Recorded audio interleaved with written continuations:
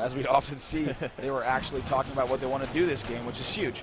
And they're actually executing very well here on Breakable. Yeah, looking very good. A lot of solid teamwork. And it doesn't hurt when you're up 3-0. That's pretty much some good confidence. I think Naded smells a sniper rifle. He might be going for the enemy sniper, but he also sees a flag. So he's torn, but he does get his He didn't smell the guy behind him, though. He gets to get that checked. He gets taken out. We are still 3-0. Triggers down over G4C. Thank you for checking out the Halo stream live from MLG Dallas, the Fall Championships.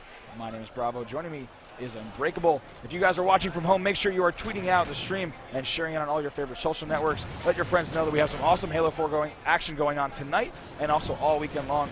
Tomorrow we're going to have the finals of this awesome tournament, this pre-release Halo 4 tournament where you guys are checking out Halo 4 for the first time. So thank you so much to Major League Gaming and 343 Industries for making this possible. Very true, very true. Neighbor going up behind two enemies. He gets hit with a rocket, and he jumped right into that. Yeah, that rocket's fast. No, it is. That Halo 4 rocket is nothing to mess with. Definitely. I'm scared to get in a Warthog with it because that thing will just take me out so fast.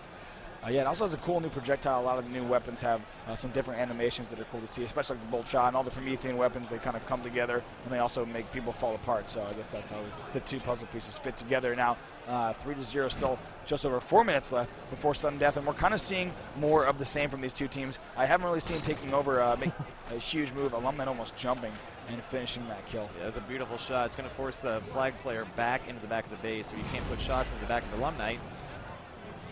So yeah, now trying to jetpack, and he had the angle, but unfortunately his jetpack runs out, as you see on the left side of your screen. I like to use sniping from the rib cage, allows him to see into both bases, also get to cover. His team helps him drop that flag, but he can also like kind of shoot down the lanes and limit the sidelines of the enemy. I like where Elumnite is with the sniper rifle right now. And then he can so easily move into the middle of the map like he is right now and then put shots on the top towers. Right, really good control here from Elumnite, and looks like he's going to try to poke out. Hits that body shot, and Flamehead, that's huge. Playing very well. This is a different Elumnite than we saw in Game 1. Definitely. I'm really just impressed by the turnaround on Triggers down. Their teamwork looks so much better than it did in Game 1. And I feel like if they keep this momentum going, then I feel like the third game, if it goes to it on Abandoned Team Slayer, should be no problem for them. Right, and Abandoned, arguably a segmented map as well. So you have a lot of open battles where let's see, nice job, Elumnite. They're opting not to shoot and hits the body shot on the player who might try to get a needler, but knowing these players, no one's going to get a needler. Elumnite had to go down, though. He'd been at no shields for so long. He finally goes down, and it looks like Flamehead will take over with that sniper rifle. Yeah, he's only got one bullet, though. Let's see if he can put it to use here. Decides to opt for the DMR. Not a bad choice as he's pushing in with his teammates now. Morello takes out Hysteria and pushes in, takes out Naded as well, putting up a highlight reel, just taking out player after player. And let's see, this flag is now being run.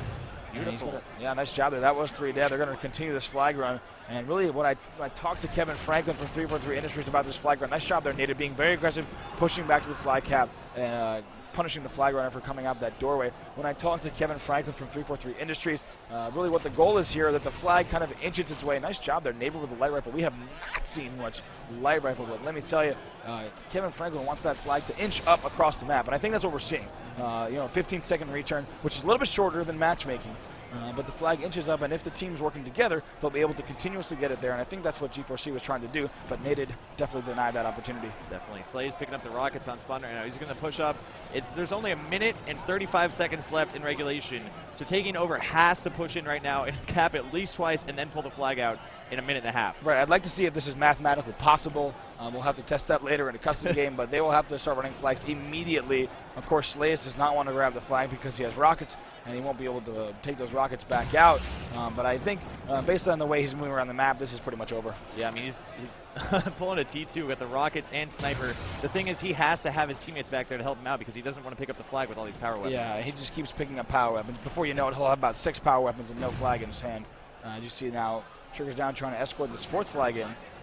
Flag player was trying to be sneaky, but I guess he doesn't remember that there's a waypoint over his head, so he couldn't really juke that one. Yeah, I know. It looks like now with 50 seconds left in the match, Slayz is just kind of padding his stats for this tournament and hoping for better luck. And Abandoned Team Slayer now getting a double kill there. And but no matter how fast this flag is ran, it's not going to matter. Yeah, I mean, he takes down the flag here, but really solid play by Triggers down. It doesn't matter if the game's about to end. They want to make sure that it's impossible for G4C to come back. So they died multiple times just to put that final flag cap in, or their fourth flag cap. Right, Slayz picking up a few kills there, but of course it is not going to matter for his team now. We have 20 seconds left before the end of the match. Triggers Down must be feeling better. And let's talk a little about what we're going to see in Abandoned TS. It's a lot about controlling that top center structure and then really spawn trapping the enemy in the purple forest, on the beach area, and in the back room.